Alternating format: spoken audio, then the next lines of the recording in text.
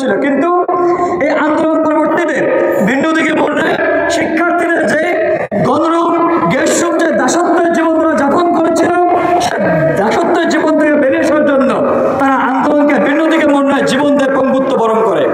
আপনি দেখেছেন বিগত দিনে যে কোনো সরকার দলের ছাত্র সংগঠন এই ক্যাম্পাসকে জিম্মি করে রাখে, এই ক্যাম্পাসে নিম্ন মধ্যবিত্ত পরিবারের সন্তানরা যারা আসেন তাদেরকে জিম্মি করে রেখে সরকার দলের ছাত্র সংগঠনগুলো তাদের দলীয় এজেন্ডা বাস্তবায়ন করে।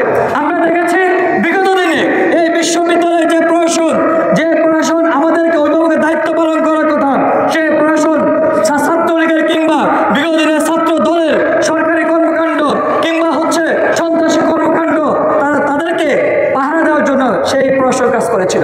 আমরা দেখেছি প্রশাসন কখনো শিক্ষার্থীদের অভিভাবকের দায়িত্ব পালন করে নাই, কিন্তু এই ছাত্ররা জীবন দিয়ে জুলাই গণঅভ্যুত্থানে একটা সংস্কৃতি পরিবর্তন ঘটিয়েছিল। আমাদের কি কথা ছিল?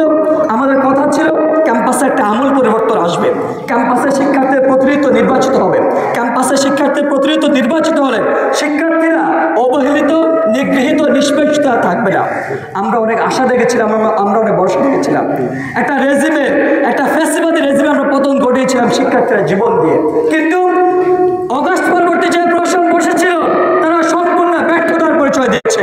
আমরা বলতে চাই গণঅভ্যুত্থানের যে প্রসপারিটি ছিল, যে স্পিরিট ছিল, সেটা হচ্ছে শিক্ষার্থীদের প্রতিনিধি নিশ্চিত করা, শিক্ষার্থীদের জন্য একটা আমূল পরিবর্তন নিশ্চিত করা, শিক্ষার্থীদের জন্য শিক্ষাঙ্গন নিশ্চিত করা, যে শিক্ষাঙ্গনের শিক্ষার সুষ্ঠু পরিবেশ থাকবে, যে শিক্ষাঙ্গন আমরা বলেছি ঢাকা বিশ্ববিদ্যালয় সহ প্রত্যেকটা শিক্ষা প্রতিষ্ঠান শিক্ষার্থীদের কেন্দ্র করে গড়ে উঠেছে, কিন্তু এই ঢাকা বিশ্ববিদ্যালয়ের শিক্ষার্থীরা সবচেয়ে বেশি উপেক্ষিত, সবচেয়ে বেশি নিগৃহীত, সবচেয়ে বেশি বঞ্চিত।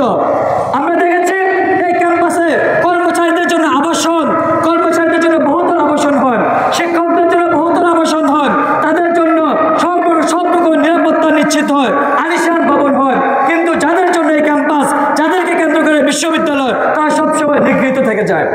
আমরা দেখেছি করোনা মহামারী ঝড় বৃষ্টি তুফানকে উপেক্ষিত